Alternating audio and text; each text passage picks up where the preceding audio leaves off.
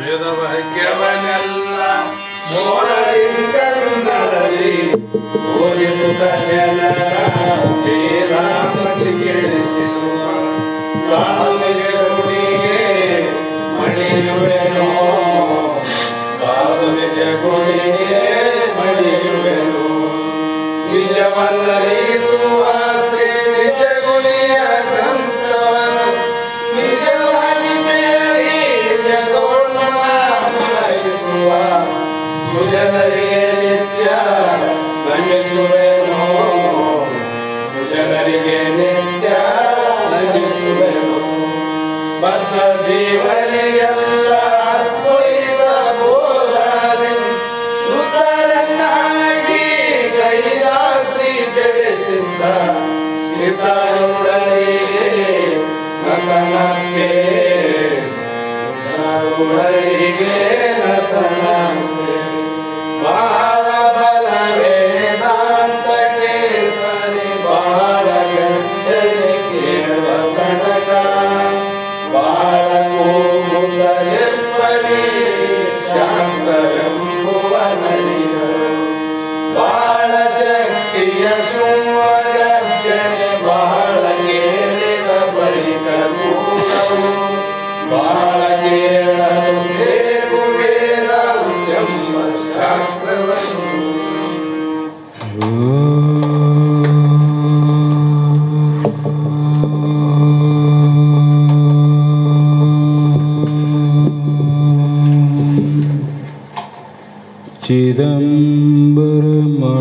चिदम्बरमठाधीशं सिद्धारूढयतीश्वरं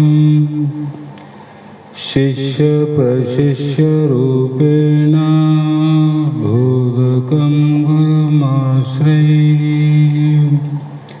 यदङ्घ्रिकमलद्वन्द्वं तापत्रयनिवारकम्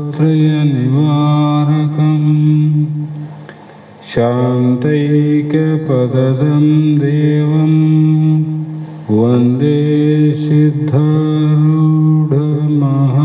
भजे, वन्दे सिद्धारूढमहं भजे. सिद्धसद्गुरुपादाब्जं जननी जनकस्ततः तत्त्वोपदेशकर्तारं नत्वा भक्तिपुरस्वरम्. जगदादि जगद्गुರು ಸಿದ್ಧಾರೂಢ ಮಹಾಸ್ವಾಮಿಗಳ ಶ್ರೀಪಾದ ಪದ್ಮಗಳಿಗೂ, ಆರೂಢ ಜ್ಯೋತಿ ಶಿವಪುತ್ರ ಮಹಾಸ್ವಾಮಿಗಳ ಶ್ರೀಪಾದಗಳಿಗೂ, ಶ್ರೋತ್ರಿಯ ಬ್ರಹ್ಮನಿಷ್ಠ ಬ್ರಹ್ಮಲೀನ ಸದ್ಗುರು ಬಸವಾನಂದರ ಚರಣ ಕಮಲಗಳಿಗೂ ಅನಂತ ದೀರ್ಘ ದಂಡ ಪ್ರಣಾಮಗಳನ್ನು ಸಮರ್ಪಿಸುತ್ತ, ಸದ್ಗುರು ಸಿದ್ಧಲಿಂಗಪ್ಪ ತಾತ ಕಪ್ಪಗಲ್ ಇವರನ್ನು ಮನದೋಳು ಧ್ಯಾನಿಸುತ್ತ, ತಮ್ಮೆಲ್ಲರಿಗೂ ವಂದಿಸುತ್ತ, ಈ ದಿನ ಶ್ರೀಮನ್ ನಿಜಗುಣ ಯೋಗಿಗಳು ಭವರೋಗಿಗಳಾಗಿ ಭವದಿಂದ ಮುಕ್ತರನ್ನಾಗಿ ಮಾಡಬೇಕು ಎನ್ನುವ ದಯಾಳತ್ವದಿಂದ ಕರುಣೆಯಿಂದ ಕೃಪಾಕರನಾಗಿ ಮುಮುಕ್ಷುಗಳಿಗೋಸ್ಕರವಾಗಿ ಮನನಪರವಾದ ಅನುಭವ ಸಾರ ಎನ್ನುವ ಗ್ರಂಥವನ್ನು ರಚಿಸಿ ನಮ್ಮ ನಿಮ್ಮೆಲ್ಲರಿಗೆ ಮಹಾ ಉಪಕಾರವನ್ನು ಮಾಡಿದಂಥ ನಿಜಗುಣರಿಗೂ ಕೂಡ ದೀರ್ಘದಂಡ ಪ್ರಣಾಮಗಳನ್ನು ಸಮರ್ಪಿಸಿ, ಈ ಗ್ರಂಥದ ಪ್ರಥಮ ಸಂಧಿಯ 4ನೆಯ ಸೂತ್ರದ 9ನೇ ನುಡಿ ಇಂದಿನ ಆಧಾರದ ವಿಷಯವಾಗಿದ್ದು, ಇಲ್ಲಿ ಯಾವ ಶಿಷ್ಯ ಒಬ್ಬ ಶ್ರೋತ್ರಿಯ ಬ್ರಹ್ಮನಿಷ್ಠ ಗುರುಗಳನ್ನು ಕೊಂಡು ಅತ್ಯಂತ ಉಲ್ಲಾಸದಿಂದ ಭಕ್ತಿ ಭಾವದಿಂದ ಆ ಸದ್ಗುರುವಿನ ಪಾದಕ್ಕೆ ಶಿರಸಾಷ್ಟಾಂಗ ನಮಸ್ಕಾರವನ್ನು ಮಾಡಿ ಪುನಃ ಅವರ ಪಾದಗಳನ್ನು ತನ್ನ ಶಿರದೊಳಿಟ್ಟುಕೊಂಡು ಗುರುವೇ ಭಿನ್ನಯಿಸು, ಅಂದರೆ ನಾನು ಈಗ ಕೇಳುವಂಥ ಪ್ರಶ್ನೆಗಳನ್ನು ನೀನು ಆಲಿಸು ಎನ್ನುವ ಭಾವದಿಂದ ಶರಣಾಗತನಾದ ಶಿಷ್ಯನಿಗೆ ಅವನ ಪ್ರಶ್ನೆಗಳನ್ನು ಮೊದಲೇ ಕೇಳಿರಿ. ಆ ಪ್ರಶ್ನೆಗಳಿಗೆ ಉತ್ತರ ರೂಪವಾಗಿ ಏಕಂ ಏವಂ ಅದ್ವಿತೀಯ ಪರಬ್ರಹ್ಮ ಅನ್ನುವಂಥ ಏನು ಒಂದು ವಸ್ತು ಉಂಟು,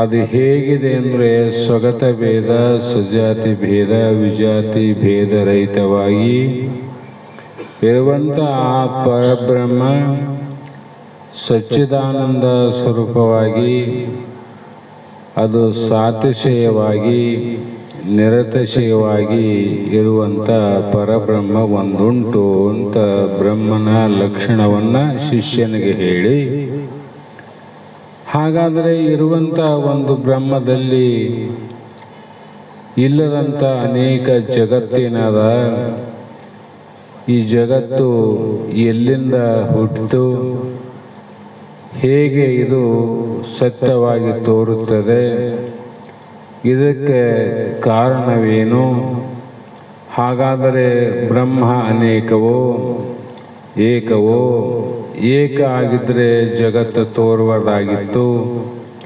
ತೋರುತ್ತದೆ ಅಂದರೆ ನೀ ಹೇಳುವಂಥ ಬ್ರಹ್ಮ ಲಕ್ಷಣ ಅದು ಅನೇಕವಾಗಿದೆ ವಿನಃ ಏಕಂತ ನನಗೆ ಸಂಶಯ ಬರಕತ್ತದಂದಾಗ ಆ ಸಂಶಯ ನಿವೃತ್ತಿಗಾಗಿ ಅನೇಕ ವಿಚಾರಗಳನ್ನು ಆ ಗುರುಗಳು ಶಿಷ್ಯನಿಗೆ ಹೇಳ್ತಾ ಬಂದಾಗ ನಿನ್ನೆಯ ವಿಚಾರವನ್ನು ಕೇಳಿ ಆತನಲ್ಲಿ ಮತ್ತೂ ಸಂಶಯ ಉತ್ಪತ್ತಿಯಾದಾಗ, ಸಂಶಯ ಯಾವಾಗ ಬರ್ತಾವಂದರೆ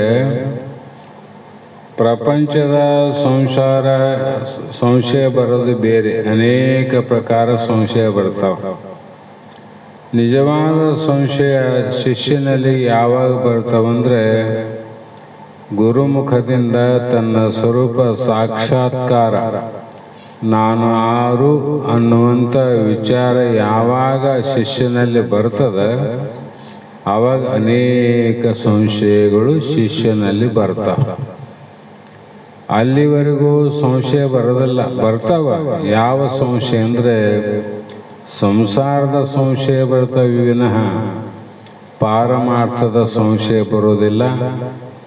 ಹಾಗಾಗಿ ಇಂತಹ ಬಲಾಢ್ಯ ಶಿಷ್ಯ ಆತ ಇದಕ್ಕಿಂತ ಪೂರ್ವದಲ್ಲಿ ಅನೇಕ ಮತವಾದಿಗಳ ಶರಣಾಗತನಾಗಿ ಅನೇಕ ಮತವಾದಿಗಳಿಂದ ಇದೇ ವಿಚಾರವನ್ನು ಪ್ರಶ್ನೆ ಮಾಡಿದಾಗ ಇದೇ ಬ್ರಹ್ಮನ ಬಗ್ಗೆ, ಇದೇ ಜಗತ್ತಿನ ಬಗ್ಗೆ ಕೆಲರಿದಂ ದಿಟವೆಂದು, ಕೆಲರಿದಂ ಪುಷಿಯೆಂದು, ಕೆಲರಿದಂ ಮೊದಲು ತೋರುವುದು ಅರಿದೊಡೆ ಇಲ್ಲೆಂದು, ಇನ್ನೂ ಕೆಲವರು ಹೇಳಲು ಅರಿಯದೆಂದು, ಹೀಗೆ ಅನಂತ ಮತವಾದಿಗಳು ಒಂದೇ ಬ್ರಹ್ಮನ ಬಗ್ಗೆ ಅನೇಕ ವಿಚಾರವನ್ನು ಹೇಳಿದರು. ಹೀಗೆ ತೋರುವಂಥ ಅನೇಕದಿಂದ ತೋರುವಂಥ ಜಗತ್ತಿಗೆ ಅನೇಕ ವಿಚಾರಗಳನ್ನು ಹೇಳಿದರು. ಗುರುವೇ, ಇದರ ಮಧ್ಯದಲ್ಲಿ ನಾನು ಜಗತ್ತು ಸುಳ್ಳು ಅನ್ನೋರ ಮಾತು ಕೇಳೋ, ಸತ್ಯ ಅನ್ನುವರ ಮಾತು ನಂಬಲು, ಮೊದಲು ಇರ್ತದ ಅನ್ನುವರ ಮಾತು ನಂಬಲು, ಆಮೇಲೆ ಇರೋದಿಲ್ಲ ಅನ್ನುವರ ಮಾತು ನಂಬಲು, ಇನ್ನು ಕೆಲವರು ಹೇಳಲಿಕ್ಕೆ ಬರುವುದಿಲ್ಲ ಅಂತ ಹೇಳ್ತಾರಲ್ಲ ಅವರ ಮಾತನ್ನು ನಂಬಲು, ಈ ಸಂಶಯ ನನಗೆ ಬಂದದ. ಅದಕ್ಕಾಗಿ ನೀವು ಶ್ರೋತ್ರಿಯ ಬ್ರಹ್ಮನಿಷ್ಠ ಸ್ವಾನುಭಾವ ಸದ್ಗುರುಗಳು, ಅದಕ್ಕಾಗಿ ನಿನಗೆ ಶರಣಾಗತನಾಗಿದ್ದೀನಿ. ನೀನು ನನಗೆ ಸಂಶಯ ಬರಲಾರದೆ ಸ್ವಾನುಭಾವಕ್ಕೆ ಬಂದು ಇದೇ ಸತ್ಯ ಅನ್ನುವಂಥ ದೃಢ ನಂಬಿಕೆ ನನಗೆ ಉತ್ಪತ್ತಿ ಆಗಬೇಕು ಅನ್ನುವ ವಿಚಾರದಿಂದ ಗುರುಗಳು ಇಲ್ಲಿ ಯಾಕೆ ಸಂಶಯಗಳಿಗೆ ಉತ್ತರ ಕೊಡ್ತಾರಂದ್ರೆ ಸಂಶಯ ಉಳಿಬಾರ್ದಂತ. ಶಾಸ್ತ್ರ ಬಹಳ ಹೇಳ್ಬೇಕಂತ ಹೇಳಕತ್ತಿಲ್ಲ ಅವರು, ಸಂಶಯ ಉಳಿಬಾರದು. ಹಾಗಾಗಿ ಇಲ್ಲಿ ಅಧೇಯವಾದ ರೂಪಕ್ಕೆ ಹಾನಿ. ಯಾವುದಕ್ಕೆ ಹಾನಿ ಅಂದ್ರು ಅಧೇಯ. ಅಧೇಯ ಅಂದರೆ ಮತ್ತೆ ಶಾಸ್ತ್ರಕ್ಕೆ ಆಧಾರಕ್ಕೆ ಹೋಗ್ಬೇಕು. ಆಧಾರ ಯಾವುದು? ಆ ಬ್ರಹ್ಮ. ಅಧೇಯ ಮಾಯೆ. ನಿನ್ನೆ ಹೇಳಿದ ಶಿಷ್ಯನಿಗೆ ಯಾವ ಬ್ರಹ್ಮನ ಆಶಯದಲ್ಲಿ ಇರುವಂಥ ಮಾಯೆ, ಆ ಮಾಯೆ ಉತ್ಪತ್ತಿಗೆ ಕಾರಣ. ಹಾಗಾಗಿ ಮಾಯೆಯಿಂದ ತೋರುವ ಜಗತ್ತಿಗೆ ಹಾನಿ ಇದೆ ವಿನಃ ಮಾಯೆಗೆ ಆಧಾರವಾಗಿರುವಂಥ ಬ್ರಹ್ಮನಿಗೆ ಹಾನಿ ಇಲ್ಲ ಅಂತ ಹೇಳಿದ್ರು ಅವರು. ಆ ವಿಷಯವನ್ನು ತಲೆಯಲ್ಲಿಟ್ಟುಕೊಂಡ ಶಿಷ್ಯ, ಇಲ್ಲಿ ಸಾಮಾನ್ಯ ಶಿಷ್ಯ ಬಂದಿಲ್ಲ, ಬಹಳ ವಿಶೇಷವಾದ ವರಮುಮುಕ್ಷವನು.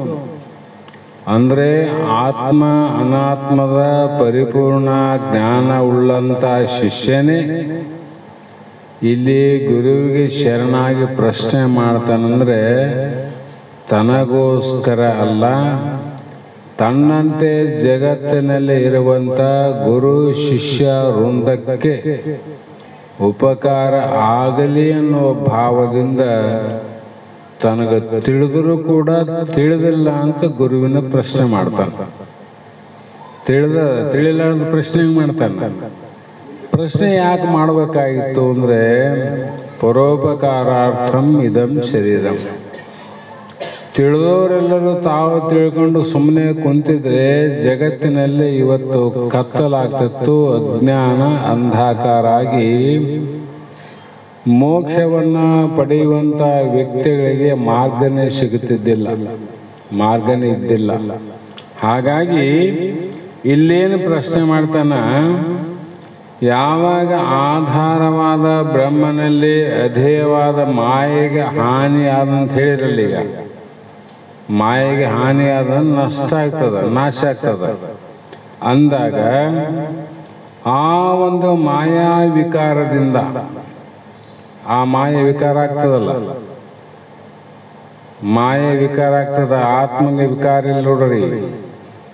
ಅಂದ್ರೆ ಆಶಯದಲ್ಲಿ ಆದಂತ ಹೇಳಿರಲ್ಲ, ಆಶಯದಲ್ಲಿ ಇದ್ದದಕ್ಕೆ ಮಾಯೆ ವಿಕಾರ ಆದರೆ ಆತ್ಮನಿಗೆ ವಿಕಾರ ಆಗಬಹುದಲ್ಲ, ನೀವು ಹೇಳೋ ಪ್ರಕಾರ ಅಂತ ಬ್ರಹ್ಮಕ್ಕೂ ಕೂಡ ಅದು ವಿಕಾರತ್ವ ಸಂಭವಿಸದಂಥ ಸಂಖ್ಯೆಯನ್ನು ನೀನು ಮಾಡಿದರೆ, ನೀವು ಬರೋದಕ್ಕಿಂತ ಮುಂಚೆ ಸಾಹೇಬ್ರನ್ನ ಮಾತಾಡ್ತಿದ್ದೀವಿ. ನಿನ್ನೆ ನಾನು ಸೂರ್ಯ ಮತ್ತು ಆಕಾಶ ಮತ್ತು ಮೋಡದ ದೃಷ್ಟಾಂತ ಕೊಟ್ಟಿದ್ದೆ. ಆಕಾಶದ ಆಧಾರದಲ್ಲಿ ಮೋಡ ಆದ, ಮೋಡ ತನ್ನ ಉತ್ಪತ್ತಿ ಕಾರ್ಯವನ್ನು ಮಾಡಿ ಅದು ನಾಶ ಆಗ್ತದೆ. ಅದು ಎಲ್ಲಿ ಆದ? ಆಕಾಶದ ಆಶಯದಲ್ಲಿ ಇದ್ದು ಅದು ವಿಕಾರ ಆದರೂ ಕೂಡ ಆಕಾಶ ಅವಿಕಾರಿ. ನೋಡ್ರಿ, ಆಕಾಶಕ್ಕೆ ಅವಿಕಾರ ಇಲ್ಲ.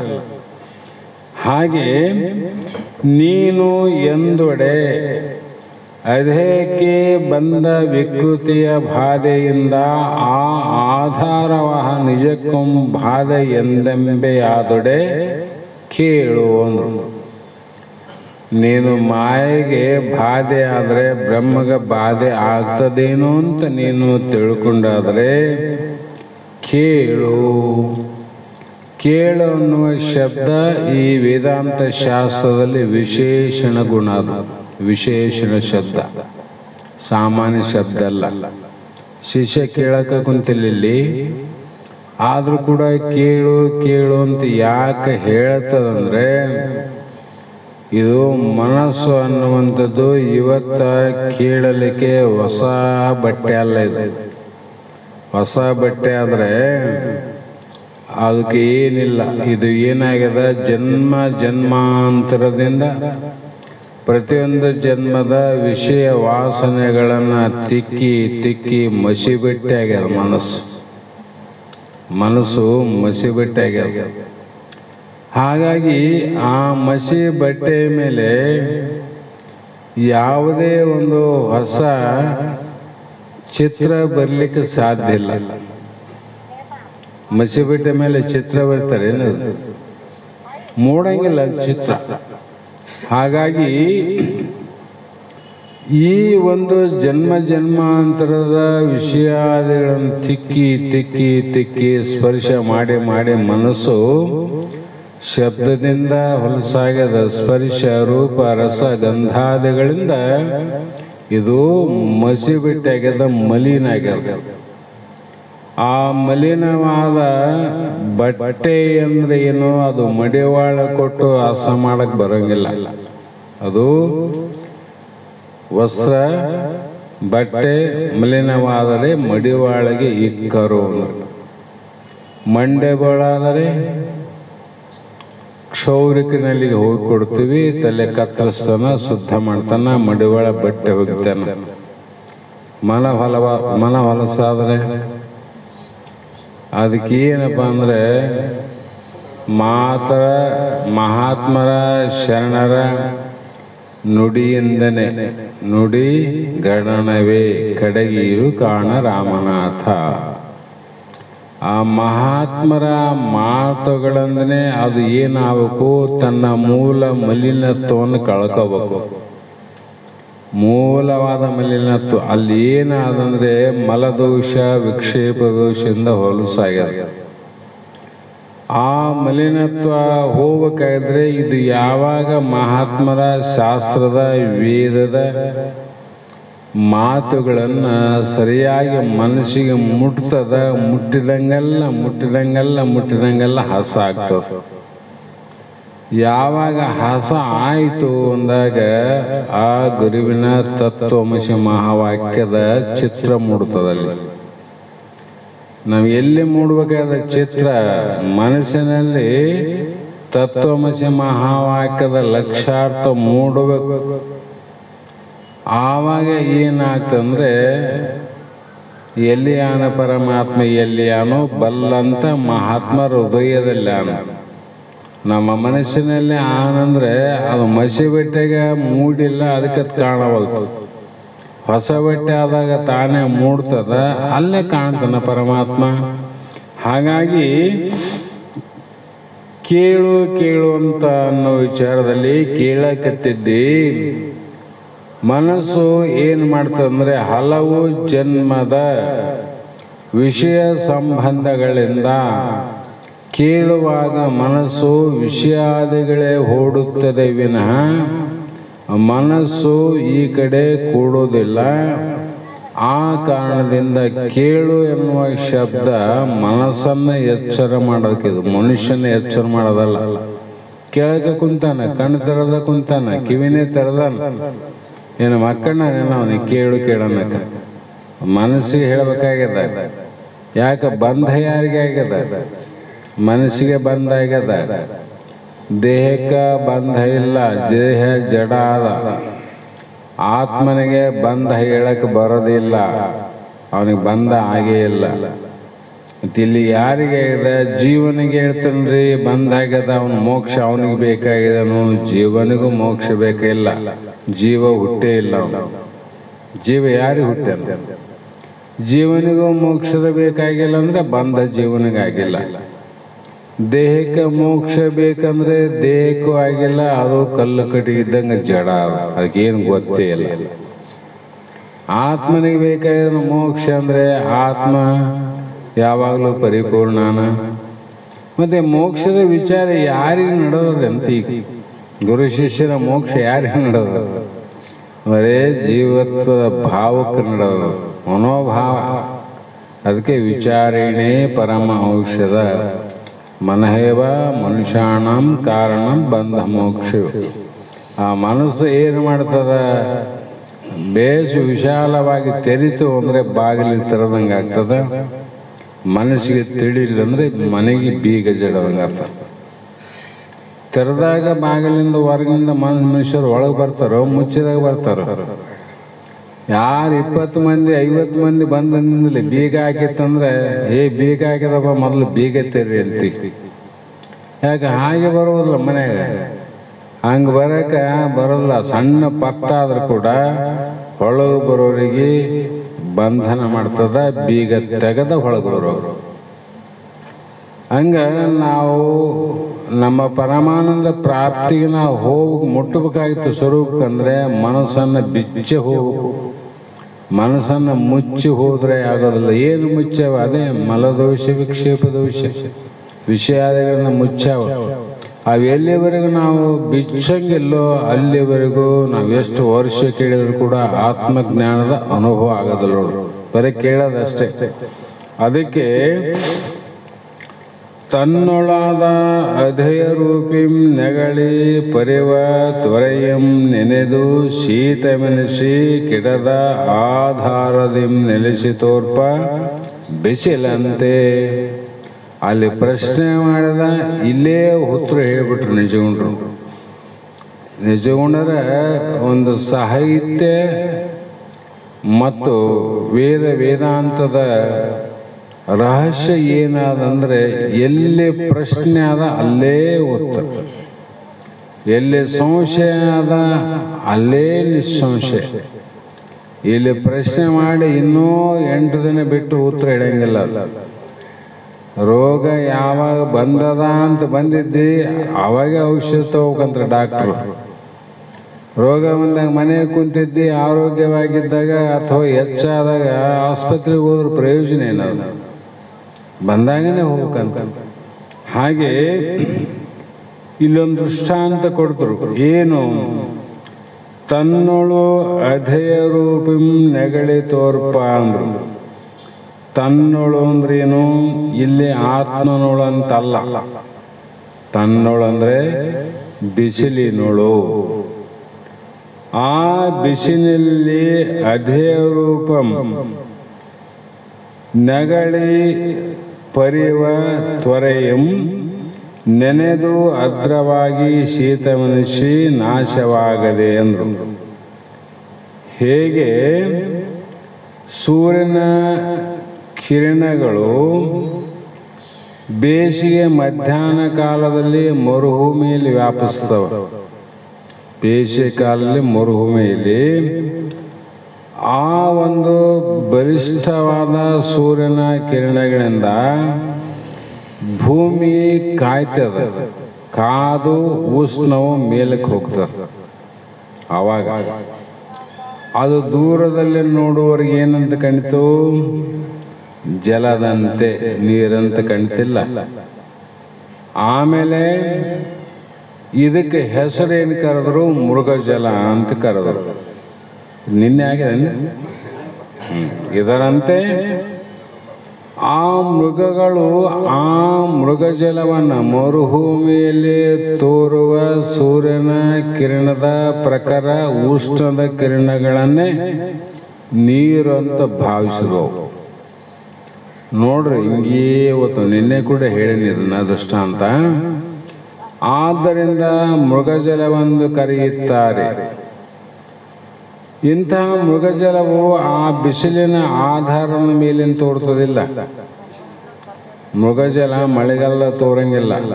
ಯಾಕಂದ್ರೆ ಮಳೆಗಾಲದಾಗ ಬಿಸಿಲಿರಂಗಿಲ್ಲ. ಅಂದ್ರೆ ಬೇಸಿಗೆಯ ಬಿಸಿಲಿನಿಂದ ಮೃಗಜಲ ತೋರ್ತದ. ತೋರಿದ್ರು ಕೂಡ ಅಧೇಯವಾದ ಮೃಗಜಲವು ಹುಟ್ಟಿ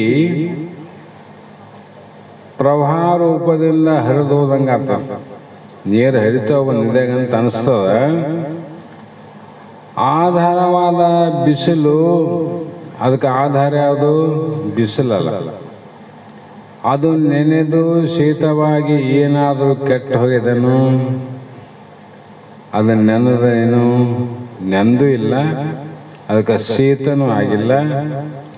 ಇದರಂತೆ ಆಧಾರವಾದದ್ದು ಯಾವುದು? ಸಚ್ಚಿದಾನಂದ ಪರಬ್ರಹ್ಮ ಸ್ವರೂಪ. ನಮ್ಮ ದೇಹಕ್ಕೆ ಆಧಾರ ಯಾವುದು? ಸತ್ತು ಚಿತ್ತು ನಿತ್ಯಾನಂದ ಬ್ರಹ್ಮ ಸ್ವರೂಪ. ಅಲ್ಲಿ ಭಾವರೂಪವಾದ ಮಾಯೆ, ಸುಮ್ಮನೆ ಭಾವನೆಯಲ್ಲಿ ತೋರುವಂತ ಮಾಯೆ ಎಲ್ಲಿ ಅದ?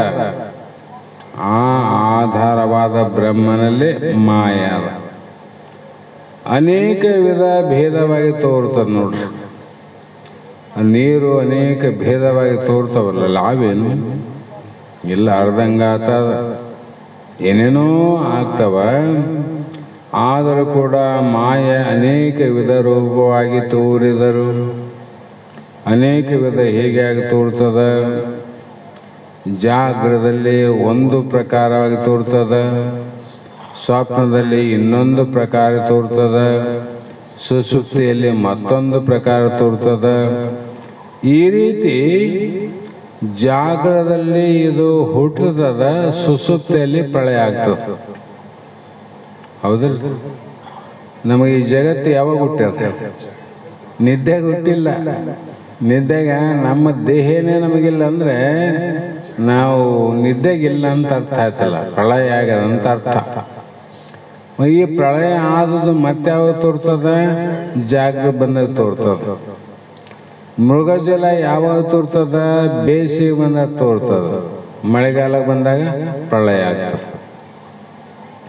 ಹೌದಿಲ್ಲ?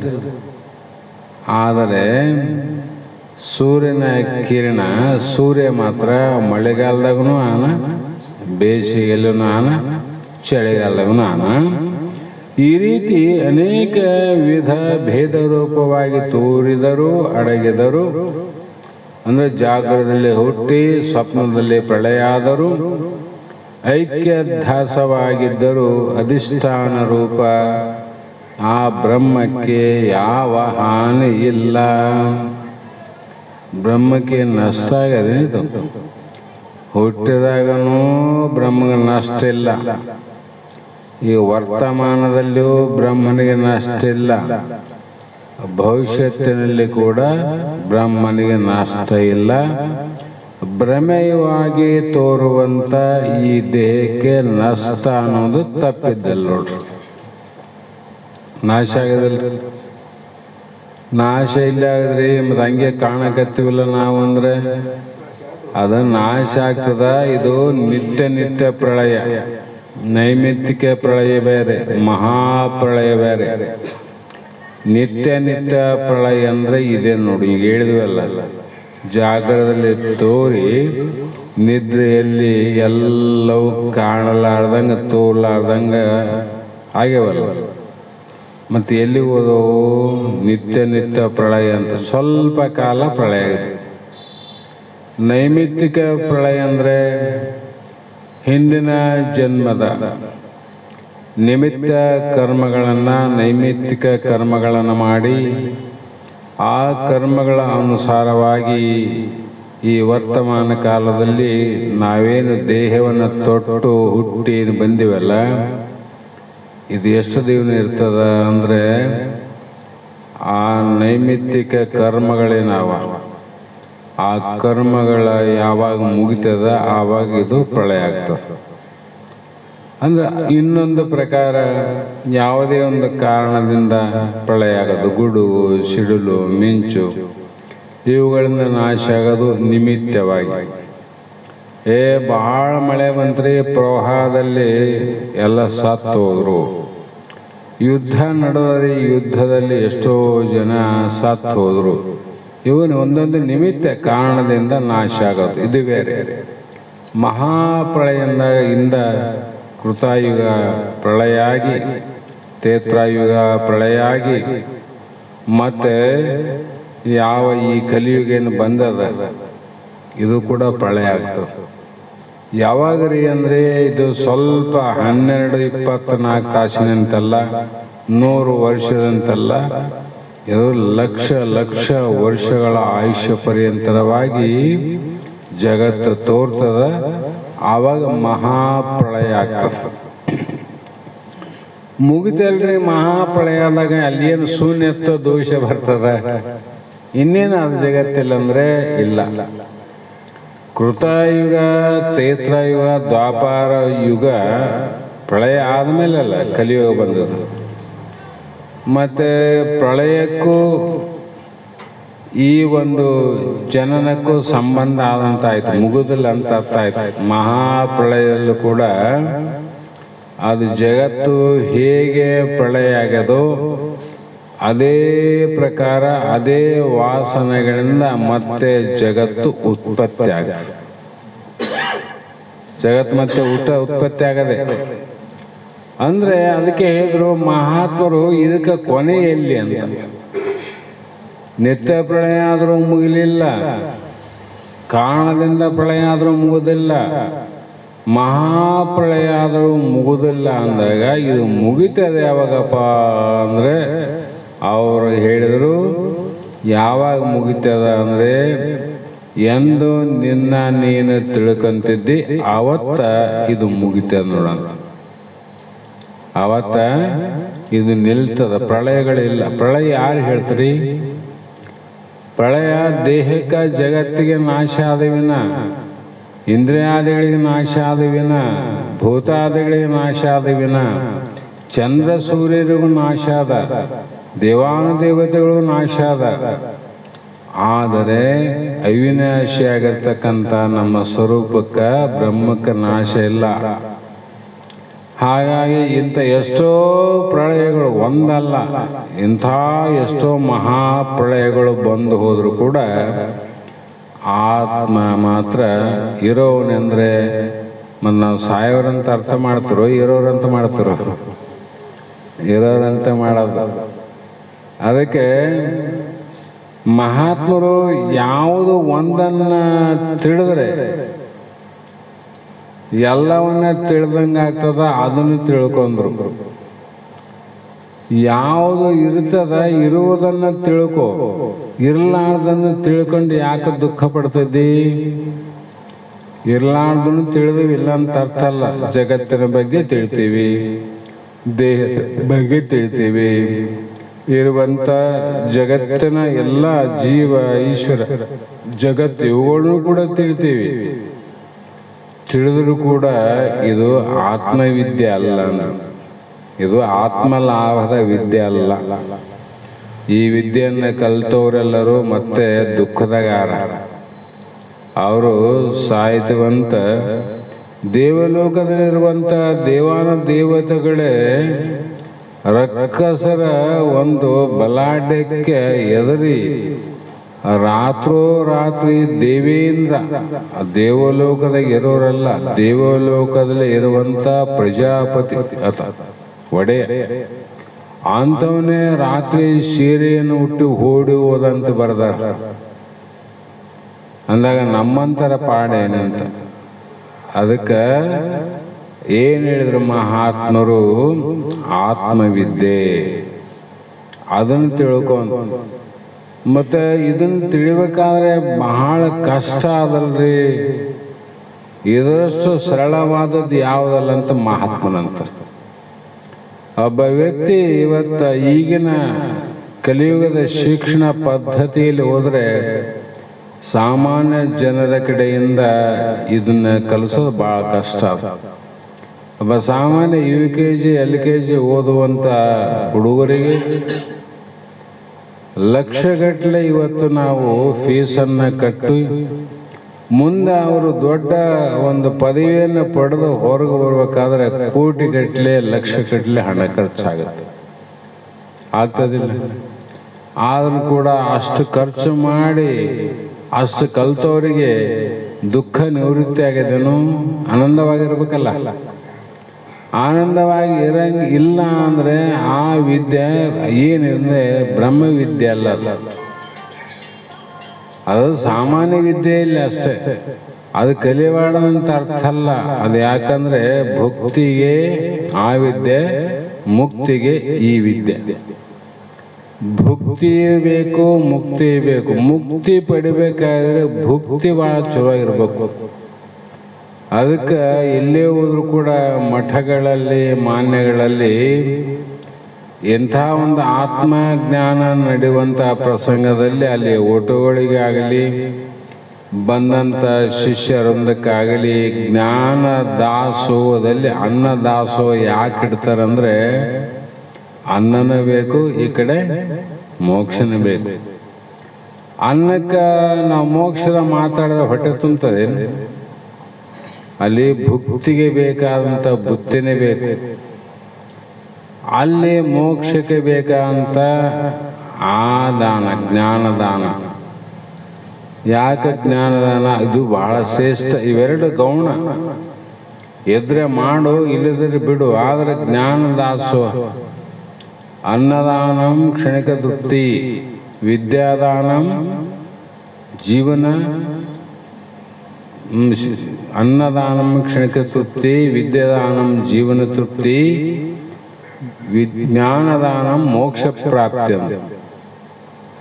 ಈ ಒಂದು ಆಯುಷ್ಯದಲ್ಲಿ ಜೀವನ ವಿದ್ಯೆದ ಬಲದಿಂದ, ಉದ್ಯೋಗದ ಬಲದಿಂದ, ಆದಾಯದಿಂದ ಆರಾಮಾಗಿ ಎದ್ದು ಜೀವನವನ್ನು ಕಳೆದು ಹೋಗ್ಬೋದು.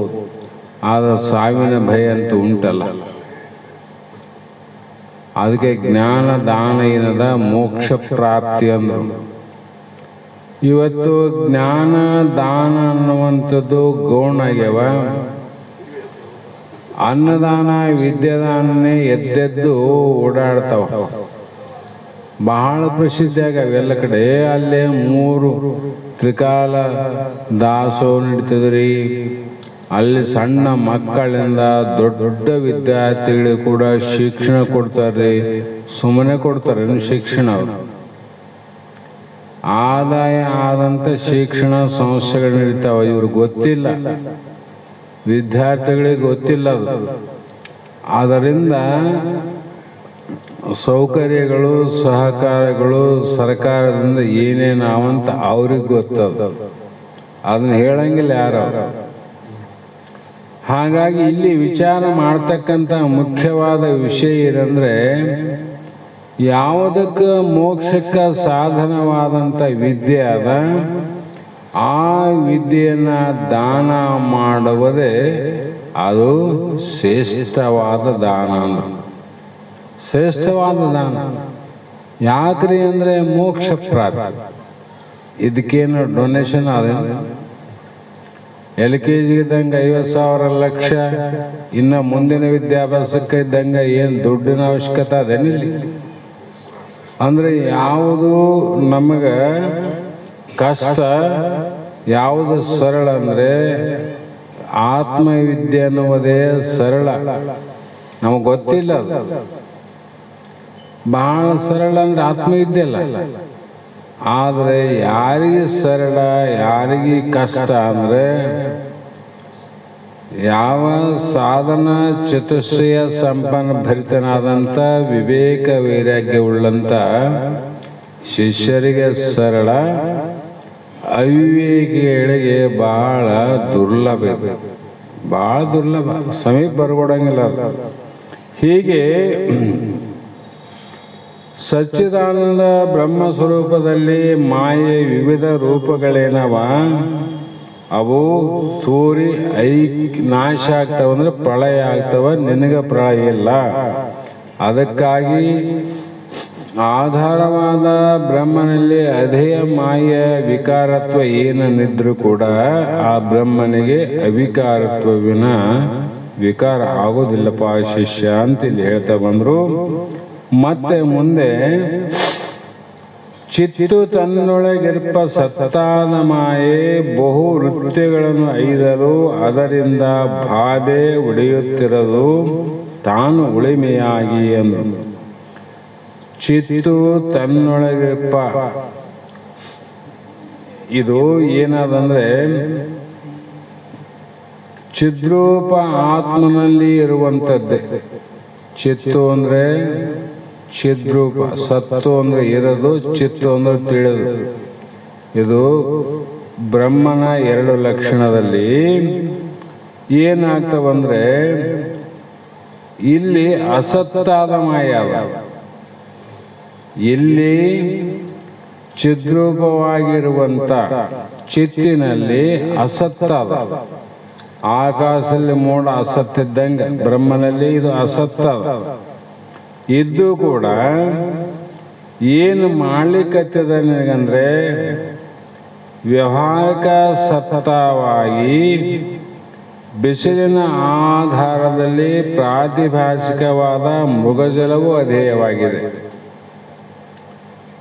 ಚಿತ್ತಿನೊಳು ಅಸತ್ತು ಅನ್ನುವಂಥದ್ದು ತೋರ್ತದೆ. ಆದ್ದರಿಂದ ಪ್ರಾತಿಭಾಷಿಕ ಸತ್ಯ ಪಾರಮಾರ್ಥಿಕ ಅಲ್ಲ, ಇದು ವ್ಯವಹಾರಿಕದಿಂದ ತೋರಿದರೂ ಕೂಡ ಆ ಸತ್ಯವಾದ ಬಿಸಿಲಿಗೆ ಬಾಧೆ ಇಲ್ಲ. ನೀನು ಚಿತ್ತಿದ್ದಲ್ಲ, ಚಿತ್ತಿನಲ್ಲಿ ಅಚಿತ್ತಾದದ್ದು ಮಾಯೆ. ಅಚಿತ್ತಿಗೆ ಬಾಧೆ ಉಂಟು ವಿನ ಚಿದ್ರೂಪಾತ್ಮನಿಗೆ ಬಾಧೆ ಇಲ್ಲ. ಮೃಗಜಲಕ ಬಾಧೆ ಉಂಟು ವಿನ ಬಿಸಿಲಿಗೆ ಹೇಗೆ ಬಾಧೆ ಇಲ್ಲವೋ ಅದರಂತೆ ಚೈತನ್ಯ ಪರಬ್ರಹ್ಮಕ್ಕೆ ಯಾವ ಹಾನಿ ಇಲ್ಲ. ನಮಗೆ ಯಾವ ಹಾನಿ ಇಲ್ಲ ನೋಡ್ರಿ. ಆದರೆ ಇಲ್ಲಿ ಇರುವಂಥ ಆ ಒಂದು ಚಿದ್ರೂಪ ನಮ್ಮ ಸ್ವರೂಪವನ್ನು ಬಿಟ್ಟು ಎಲ್ಲಕ್ಕೂ ಹಾನಿ ಆದ, ಎಲ್ಲಕ್ಕೂ ಹಾನಿ. ಅದಕ್ಕೆ ಎಲ್ಲ ಕೆಟ್ಕಂತ ಹೊಂಟಾವ. ನಾವು ಹುಟ್ಟಿದಾಗ ಇದ್ದಂಥ ಶರೀರ ಈಗ ಆವೇನು, ವಿಕಾರ ಆಗ್ತದಂದ್ರೇನು, ವಿಕಾರ ಆಗ್ಯದ ಅಂದ್ರೆ ನಾವು ಸ್ವಲ್ಪ ವಿಚಾರ ಮಾಡೋ, ಗಾಬರಿ ಆಗಬಾರ್ದು. ಆಗ್ತದ ವಿಕಾರ ಆದ್ಮೇಲೆ ಅದು ಹಾಲು ಕೆಟ್ಟು ಮೊಸರು ಆಗ್ಬೇಕಾದ್ರೆ ವಿಕಾರ ಆಗಬೇಕಲ್ಲ. ಮೊಸರು ಆಗ್ಬೇಕ್ರಿ, ಹಾಲು ಹಂಗಿರ್ಬೇಕಂದ್ರೆ ಹುಚ್ಚ, ಹಾಲು ಕೆಟ್ಟ ಮೇಲೆ ಮೊಸರು ಆಗ್ತದೆ. ಅದರಂತೆ ನಾವು ಸಣ್ಣ ಮಕ್ಕಳ ಅಂತ ಇಟ್ಕೋರಿ. ಜಲ್ದಿ ದೊಡ್ಡವನೇ ಆಗಿಲ್ಲಪ್ಪ, ಬೆಳೆದಿಲ್ಲ ನೋಡು ಇವನು, ಬೆಳೆದಿಲ್ಲ ನೋಡು ಹುಚ್ಚ ಅಂತಾರೆ ಮಹಾತ್ಮ. ಅಲ್ಲೋ ನೀನು ಸಣ್ಣ ಮಗ ಚಂದಾನ, ಅವನು ದೊಡ್ಡವನಾಗಲಿ ಜಲ್ದಿ ಅಂದ್ರೆ ಇವ್ ಸಣ್ಣವನು ಹೋತನಂಬುದು ಅರಿವಿಲ್ಲ ನೋಡಿ. ಬಾಲ್ಯಾವಸ್ಥೆ ಕೆಟ್ಟ ಮೇಲೆ ಯೌವನ ಆಗ್ಬೇಕಲ್ಲ. ಮತ್ತೆ ಯೌವನ ಆದಂಗೆಲ್ಲ ನಿನಗೆ ದುಃಖ ಆದವಿನ ಮಕ್ಕಳಿದ್ದಷ್ಟು ಸುಖ ಇಲ್ಲ. ಅಲ್ಲಿ ಭಾಳ ಕೆಲಸ ಅವ. ದುರಿತ ಕುಲ ಬಂಧುವೆನಿಸುವ ಯೌವನವಿದನು ಅಂತ ಜಿಗುಂಡ್ರು. ಆ ಕಾಲದಲ್ಲಿ ಯಾವ ವಯಸ್ಸಿನಲ್ಲಿ, ಬಾಲ್ಯಾವಸ್ಥೆಯಲ್ಲಿ ಮುಪ್ಪಾವಸ್ಥೆಯಲ್ಲಿ ಮಾಡಲಿಕ್ಕೆ ಅಸಾಧ್ಯವಾಗಿರ್ತಕ್ಕಂಥ ಎಲ್ಲ ಕಾರ್ಯವನ್ನ ಮಾಡಿ ಮುಗಿಸುವಂಥ ಸಾಮರ್ಥ್ಯ ಅಹಂಕಾರ ಬರೋದು ಯಾವಾಗ ಅಂದ್ರೆ ಯೌವನದಲ್ಲಿ.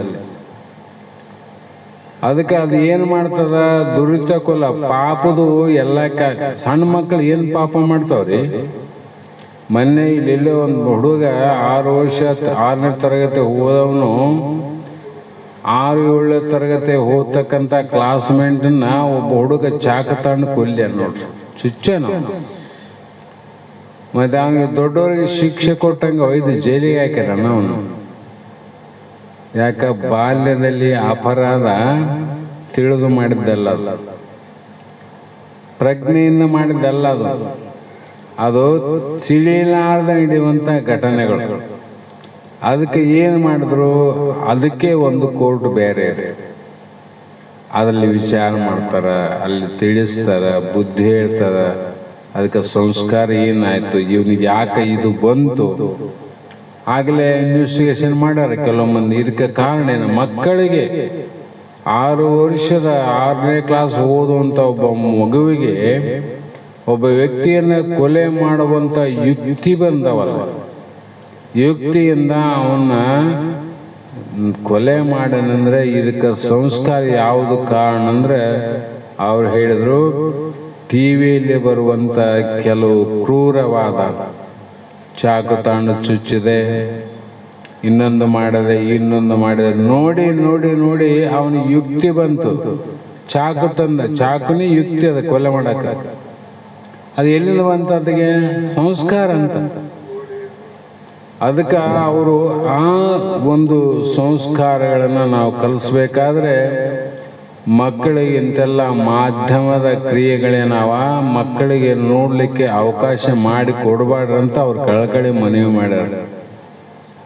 ಈಗ ನಾವು ಬಾಲ್ಯಾವಸ್ಥೆಯಲ್ಲಿ ಏನು ಸಂಸ್ಕಾರಗಳು ಬೆಳಿತಾವ, ಅವು ಯೌವನದಲ್ಲಿ ಅದೇ ಮೂಡ್ತಾವ, ಬಾಲ್ಯದಲ್ಲೇ ಇದ್ದದ್ದು. ಹಾಗಾಗಿ ಇಲ್ಲಿಯೂ ಕೂಡ ಕಲ್ಪಿತ ಪದಾರ್ಥಗಳು ಅಧಿಷ್ಠಾನ ಜ್ಞಾನವಾಗುವುದನ್ನು ನಾಶವಾಗುತ್ತವೆ. ಕಲ್ಪಿತ ಪದಾರ್ಥಗಳು ಅಧಿಷ್ಠಾನ ಜ್ಞಾನವಾಗಿದ್ದ ಏನು ಕಲ್ಪಿತ ಆಗ್ಯದ್ರಿ? ಮೋಟ ಮರದಲ್ಲಿ ಕಳ್ಳ ಕಲ್ಪಿತ ಆಗ್ಯಾನ, ಹಗ್ಗದಲ್ಲಿ ಹಾವಿನ ಕಲ್ಪಿತ ಆಗ್ಯದ. ಆ ಕಲ್ಪಿತ ಆ ಕಳ್ಳ ಕಲ್ಪಿತವಾದಂಥ ಹಾವು ಯಾವಾಗ ನಾಶ ಆಗ್ತದೆ? ಅಧಿಷ್ಠಾನವಾದ ಮರದ ಜ್ಞಾನ, ಅಧಿಷ್ಠಾನವಾದಂಥ ಹಗ್ಗದ ಜ್ಞಾನ ಆವಾಗ ಆದಾಗ ಈ ಕಲ್ಪಿತ ಹಾವು ಕಲ್ಪಿತ ಕಳ್ಳ ಹೋದ್ನಿಲ್ಲ, ಹೋದ್ ಹಂಗ್ಯಾನ. ಮೊದಲು ಇದ್ದ ತೋರ್ದ, ಈಗ ಹೋದ. ಈಗ ಏನು ಮಾಡಿದಲ್ಲಿ ಮಾಟ ಮಾಡಿದೋ, ಮಂತ್ರ ಮಾಡಿದೋ, ಯುದ್ಧ ಮಾಡಿದೋ, ಏನು ಮಾಡಿ ಕಳಿಸಿದ ಅವನಂದು ಏನಿಲ್ಲ. ವಿಚಾರಣೆ ಪರಮವಂಶರು ಕುಂತು ವಿಚಾರ ಸಮಾಧಾನದಿಂದ ಮಾಡುವುದೋ ಅಲ್ಲೋ, ಇದು ಕಳ್ಳ ಹೌದು ಅಲ್ಲೋ, ಇದು ಹಾವು ಹೌದು ಅಲ್ಲೋ. ಹಾವು ಆದರೆ ಇದು ಮುಂದೆ ಹೋಗ್ತಿತ್ತು, ಹಿಂದೆ ಬರ್ತಿತ್ತು, ಅಲಗಾಡ್ತಿತ್ತು. ಕಳ್ಳ ಆದ್ರೂ ಕೂಡ ಎಷ್ಟೊತ್ತು ನಿಲ್ತಿದ್ರು ಒಂದೇ ಕಡೆ, ಅಲ್ಲಗಾಡ್ತಿಲ್ಲ, ಮುಂದೆ ಹೋಗ್ತಿಲ್ಲ, ಹಿಂದೆ ಬರ್ತಿಲ್ಲ. ಇವೆಲ್ಲ ಸ್ವಲ್ಪ ಸಮಯ ಕುಂತು ವಿಚಾರ ಮಾಡಿದಾಗ ಗೊತ್ತಾಗ್ತದ, ಕಳ್ಳ ಇರ್ಲಿಕ್ಕಿಲ್ಲ, ಮೋಟು ಮರ. ಮೋಟು ಮರದ ಜ್ಞಾನ ಆದ್ರೆ ಕಳ್ಳ ಹೋಗ್ಬಿಟ್ಟ, ನೀನು ಮಾಡಬೇಕಾಗಿಲ್ಲ. ಇಲ್ಲಿ ಇದು ಹಾವಾದ್ರೆ ಹಿಂಗೆ ಯಾಕಂತ ವಿಚಾರ ಮಾಡಿದ, ಹಗ್ಗದ ಜ್ಞಾನ ಆಯ್ತಿಲ್ಲ, ಹಾವು ಹೋಯ್ತು. ಅದಕ್ಕೆ ನೀನು ಮನೆಯಲ್ಲಿ ಹೆಂಡ್ರ ಮಕ್ಕಳಲ್ಲಿ ಕುಂತು ವಿಚಾರ ಮಾಡಕೋಡು, ಸದ್ಗುರಿನ ಪಾದಕ್ಕೆ ಹೋಗಿ ಶ್ರೋತ್ರಿಯ ಬ್ರಹ್ಮನಿಷ್ಠನಲ್ಲಿ ಶರಣಾಗತನಾಗಿ ಸತ್ಸಂಗವನ್ನು ಮಾಡಿ ಶ್ರವಣಾದಿಗಳನ್ನ ಮಾಡಿ ಕುಂತು ವಿಚಾರ ಮಾಡೋದು ಗೊತ್ತಾಗ್ತದ. ಇವು ಯಾವುವು ಅಂದರೆ ಕಲ್ಪಿತವಾಗಿ ನಾಶವಾಗಿ ತೋರುವಂಥವು ಎಲ್ಲವೂ ಮಿಥ್ಯವು, ಇವು ನಾಶ ಆಗವು. ಆದರೆ ಅಕಲ್ಪಿತವಾಗಿರ್ತಕ್ಕಂಥ ನಮ್ಮ ಸ್ವರೂಪ ಏನದ, ಅದು ಸತ್ಯ ಅದ, ಅದಕ್ಕೆ ನಾಶ ಇಲ್ಲ ಅಂತ ಮಾತನ್ನು ಹೇಳ್ತಾ ಬಂದು. ಹೀಗೆ ಆಮೇಲೆ ಮಧುನ ಬರ್ತವೆ. ಹೀಗೆ ಶಿಷ್ಯನು ಉಕ್ತವಾದ ಅರ್ಥವನ್ನು, ಶಿಷ್ಯನು ಗುರುವಿನ ಅರ್ಥವನ್ನು ಕೇಳಿದಲ್ಲಿ ಕೇಳಿ ಆಶ್ಚರ್ಯ ಆಯ್ತು ನೋಡೋಣ.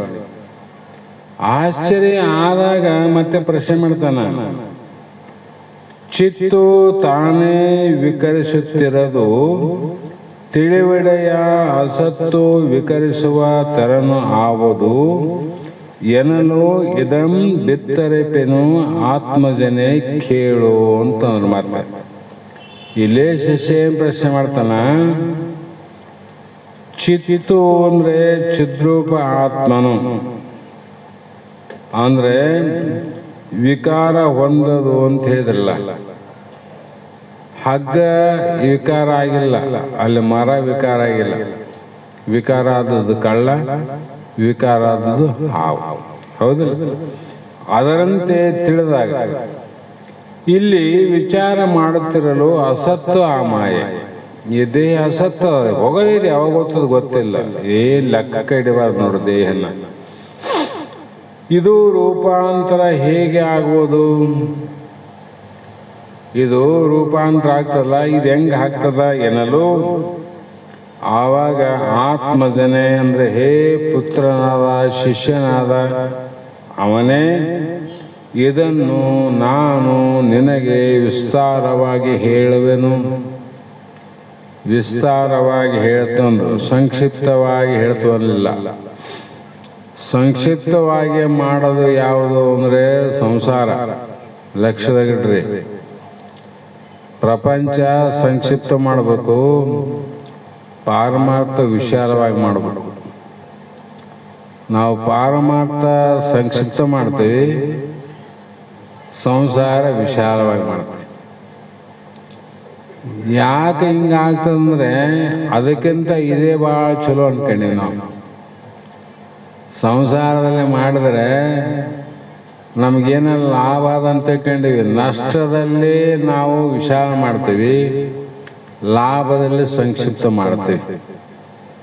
ಮತ್ತು ನೀನು ಎಷ್ಟು ಲಾಭದಲ್ಲೇ ಮಾಡಿದೆ ಅಷ್ಟು ನಿನಗೆ ಪುಣ್ಯ ಬರ್ತದೆ, ಅಷ್ಟು ಜ್ಞಾನ ಆಗ್ತದೆ, ಮೋಕ್ಷಕ್ಕೆ ಸಾಧನ ಆಗ್ತದೆ.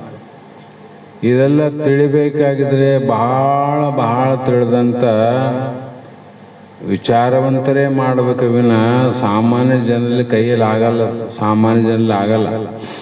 ಹೀಗೆ ಅನಾದಿ ಭಾವರೂಪವಾದ ಚಿತ್ತು ವಿಕಾರವಾಗುವುದಿಲ್ಲ.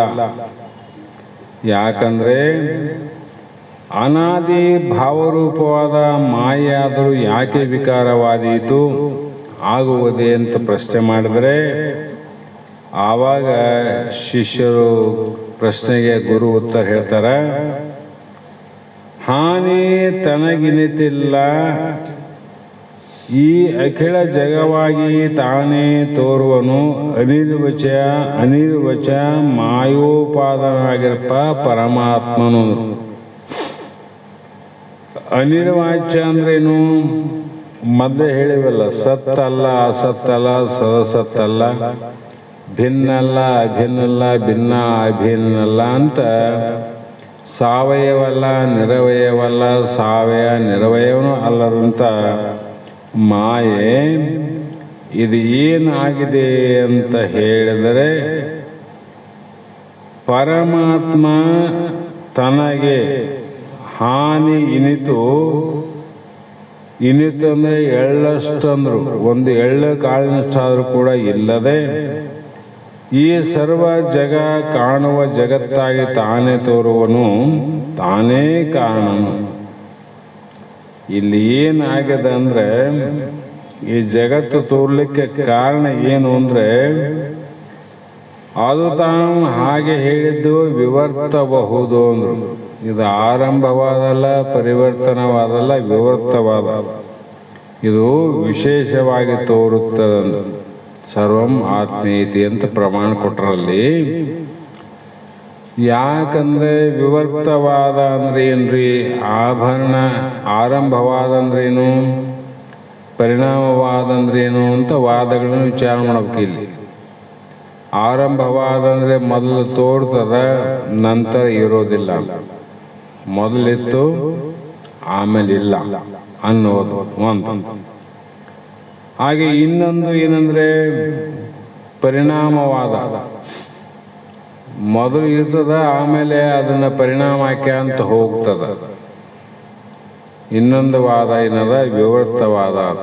ಈ ಜಗತ್ತು ಬ್ರಹ್ಮನಲ್ಲಿ ಹೇಗೆ ತೋರ್ತದಂದ್ರೆ ಆರಂಭವಾದ ಅಲ್ಲ, ಮೊದಲು ಬ್ರಹ್ಮನಲ್ಲಿ ತೋರಿ ಆಮೇಲೆ ಇಲ್ದಂಗೆ ಆಗ್ತಾನಂಗಿಲ್ಲ. ಮೊದಲು ತೋರ್ತದ, ನಂತರದಲ್ಲಿ ಬ್ಯಾರಾಗಿ ಹೋಗ್ತದ ಅಂತ ಹೇಳಿದ್ರೆ ಮೊದಲಿತ್ತು ಆಮೇಲೆ ಬ್ರಹ್ಮನಲ್ಲಿ ಇಲ್ಲ ಅನ್ನಗಾಯ್ತು. ಪರಿಣಾಮವಾದನಲ್ಲ, ಇದು ವಿವರ್ತವಾದ ಅಂದ್ರೆ ಮುಂದೆ ಹೇಳ್ತಾರ. ಆದ್ರೂ ಸಂಕ್ಷಿಪ್ತ ಹೇಳ್ಬೇಕಾದ್ರೆ ವಿವರ್ತವಾದ ಅಂದ್ರೇನು? ಬ್ರಹ್ಮನಲ್ಲಿ ಜಗತ್ತು ಹೇಗೆ ಹುಟ್ಟದಂದ್ರೆ, ಆ ಬಂಗಾರ ಆಭರಣ ಬಂಗಾರಕ್ಕೆ ಕೆಟ್ಟಿರಬಾರದು, ಆಭರಣ ತೋರ್ಬೇಕಂತ. ಆಭರಣಗಳಲ್ಲಿ ಬಂಗಾರ ಕೆಟ್ಟು ಆಭರಣ ಆಗಿದೆ ಅಂದ್ರೇನು? ಬಂಗಾರ ಸ್ವರೂಪನೇ ಆಭರಣ ಅಂತ ಅರ್ಥ ಆಯ್ತು. ಮೊದಲು ಬಂಗಾರ ತೋರಿ ಆಮೇಲೆ ಒಡವೆಗಳಲ್ಲಿ ಬಂಗಾರ ನಾಶ ಆಗ್ತದೆ. ಹುಟ್ಟಿದಾಗನು ಬಂಗಾರದಲ್ಲಿ, ತೋರುವಾಗನು ಬಂಗಾರದಲ್ಲಿ, ಮತ್ತೆ ನಷ್ಟ ಆದನು ಬಂಗಾರದಲ್ಲಿ ಆಗಬೇಕಲ್ಲ. ಅದರಂತೆ ಏಕಂ ಏವಂ ಅದ್ವಿತೀಯ ಆತ್ಮನಲ್ಲಿ ಸರ್ವವೂ ಜಗತ್ತು ಕೂಡ ಬ್ರಹ್ಮಸ್ವರೂಪ ಅಂತ ಹೇಳಿದ್ಮೇಲೆ ಇದು ಬ್ರಹ್ಮನಿಂದನೇ ಜಗತ್ತು ಆಗ್ಯದಂದ್ರೆ ಬ್ರಹ್ಮಸ್ವರೂಪನೇ ಜಗತ್ತ ಅಂತ ಅರ್ಥ ಮಾಡು. ಬ್ರಹ್ಮನ ಬಿಟ್ಟು ಜಗತ್ತಿಲ್ಲ. ಮಣ್ಣು ಬಿಟ್ಟು ಮಡಿಕರಕ್ಕೆ ಬರಂಗಿಲ್ಲ, ಬಂಗಾರ ಬಿಟ್ಟು ಆಭರಣ ಬರಂಗಿಲ್ಲ. ಅದರ ರೀತಿ ನಿನ್ನ ಬಿಟ್ಟು ದೇವರಿಲ್ಲ. ದೇವರು ಇರ್ತದ್ರಿ ಅಂತ ನಿನ್ನ ಬಿಟ್ಟು ಆನಂದ್ರೆ ಅವು ಗಡಿಗೆ ಏನಾಗ್ಯಾವ, ಮಣ್ಣಿಲ್ದಂಗೆ ಆಗಿರ್ಬೇಕು ನೋಡು. ಆವರಣ ಅವಲಿ ಅಂದರೆ ಬಂಗಾರದ ಆವರಣ ಆಗಿದ್ರೆ ಬ್ರಹ್ಮ ಇಲ್ಲದ ಜಗತ್ತಾಗಿದೆ ಅಂತ ಒಪ್ತೇವೆ ನಾವು. ದೇವರಿಂದ ನೀನಾಗಿದ್ದಪ್ಪ ಅಂತ ಹೇಳ್ಬೋದು. ಅಂದ್ರೇನು, ಆ ಮಣ್ಣಿನಿಂದ ಮಡಿಕೆ ಆದಂಗೆ, ಬಂಗಾರದಿಂದ ಆಭರಣ ಆದಂಗೆ ಪರಮಾತ್ಮನಿಂದನೇ ಈ ಜಗತ್ತಾಗ್ಯದ, ಈ ದೇಹ ಆಗ್ಯದ. ಅಂದ್ರೆ ಏನು ಹೇಳಿದಂಗಾಯ್ತು? ಬ್ರಹ್ಮಸ್ವರೂಪ ತೋರ್ತಾವ ಆಭರಣ, ಮಧ್ಯದಾಗ ಆಭರಣ ತೋರ್ತಾವ, ಮಧ್ಯದಾಗ ಕೊಡ ತೋರ್ತದ. ಕೊಡ ಆಗೋದಕ್ಕಿಂತ ಮುಂಚೆ ಮಣ್ಣಾದ, ಕೊಡ ಆಗೋದಕ್ಕಿಂತ ಮುಂಚೆ ಬಂಗಾರ ಅದ, ಮಧ್ಯದಾಗ ಒಡವೆ ತೋರ್ತಾವ, ಮಧ್ಯದಾಗ ಗಡಿಗೆ ತೋರ್ತಾವ. ಒಡೆದಾದ್ಮೇಲೆ ಕರಗಿಸಿದಾಗ ಅದು ಬಂಗಾರ ಆಯಿತು, ಒಡೆದಾದ್ಮೇಲೆ ಮಣ್ಣಾಯ್ತು. ಏನದ? ಎಲ್ಲವೂ ಮೃಣ್ಮಯ ಅಂದಂಗೆ ಎಲ್ಲವೂ ಬ್ರಹ್ಮಮಯ ಅಂತ ತಿಳ್ಕೊಂಡ್ರು. ಇಲ್ಲಿಗೆ ಸಮಯ ಆಯಿತು. ಇವತ್ತಿನ ಮಂಗಲ ಗೀತೆಯನ್ನು ನಮ್ಮ ವೇದಾಂತ ಬಳಗದ ಆತ್ಮೀಯರು, ಸದ್ಗುರು ಬಸವಾನಂದರ ಶಿಷ್ಯ ಬಳಗದವರು ಆದಂಥ ಶ್ರೀಮತಿ ಮಧು ಸರಿಕಾರ್ ಅವರು ಯಾವ ಊರು ಆರುಗೆರೆಯಿಂದ ಒಂದು ಮಂಗಲ ಗೀತೆಯನ್ನು ಹಾಡ್ತಾರೆ. ತದನಂತರ ಇವತ್ತಿನ ಶಾಸ್ತ್ರದ ವಾಕ್ಪುಷ್ಪಗಳನ್ನು ಗುರುಪಾದಕ್ಕೆ ಸಮರ್ಪಿಸಿ ನಾವು ನೀವೆಲ್ಲರೂ ಧನ್ಯರಾಗೋಣ ಅನ್ನುವಂಥ ಮಾತನ್ನು ಹೇಳಿ, ತಾಯಿ ನಿನ್ನ ನಮಸ್ಕಾರ ನಮ್ಮ ವೇದಾಂತ ಬಳಕೆ ಮೊದಲೇ ಎಲ್ಲರಿಗೂ ಹೇಳ್ತಾರಮ್ಮ. ನೀವೀಗ ಮಂಗಲ ಗೀತೆ ಪ್ರಾರಂಭ ಮಾಡ್ತಾ ಇದ್ದೀವಿ.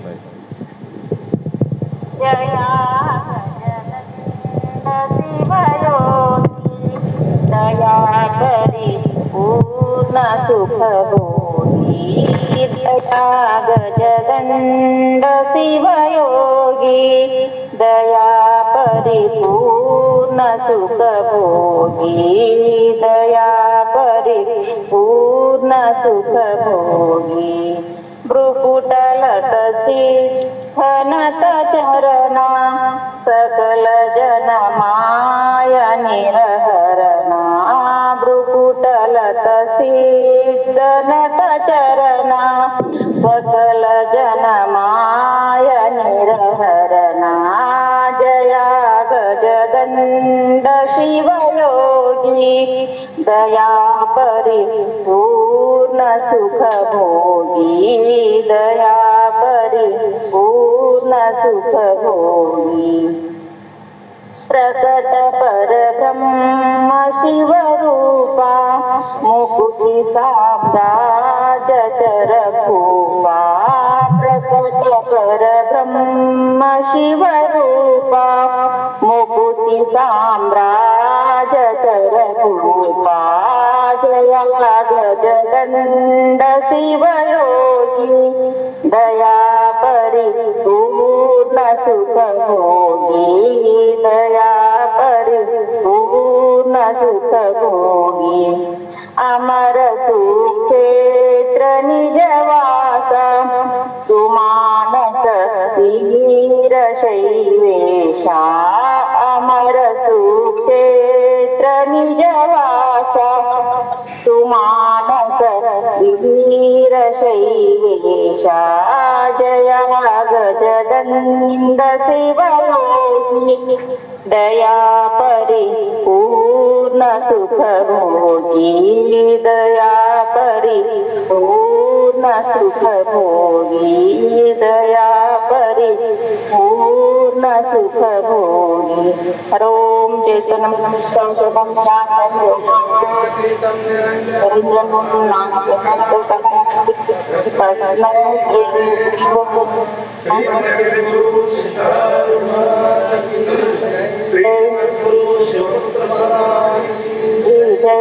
सद्गुरु बसवानंद स्वामी महाराज की, श्री सद्गुरु आदिनाथ महाराज की, सकल साधु संत महाराज की।